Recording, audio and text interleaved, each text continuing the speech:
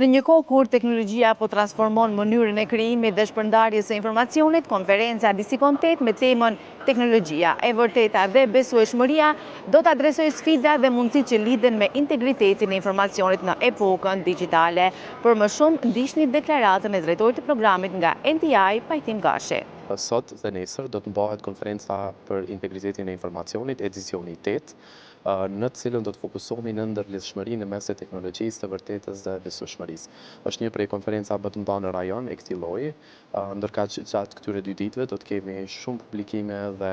shumë diskutime që mendoj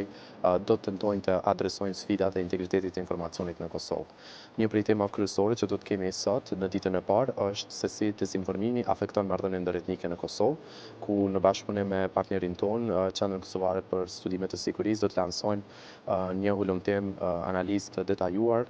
në këtë temë, i cili do të ndjeket më pas me diskutim në panel për të diskutuar të qeturat dhe për të parë se si mund të komplementohet më tutje me diskutimet me pjesëmarrësit. Për më tepër, ne do të kemi fokusin në ditën e dytë në qëndrueshmërinë e institucionale sa i përket zgjedhjeve, ku kemi bashkëpunuar me Komisionin e Pavarur për Media dhe Komisionin Qendror Zgjedhor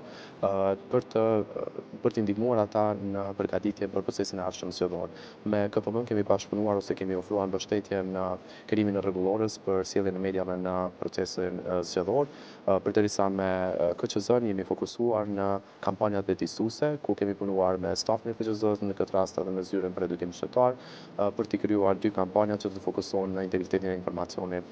si tentim për të vetëdijsuar qytetarët për mundësitë ose rreziqet që mund të kanë ose sa i përket integritetit të informacionit në zgjedhjet e ardhshme. Në ditën e dytë, ku do të fokusohemi në zgjedhjet, ne do të kemi edhe një koalicion që do të prezantohet nga organizatat e shoqërisë civile, i cili do të përbëhet nga Birni, Difortia,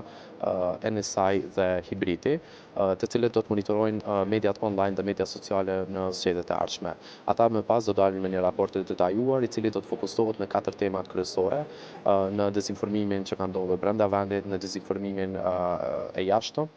por edhe në dezinformimin me bazë gjinore dhe dezinformimin që ka pas për qëllim të përkeqësojë marrëdhënien ndërretnike.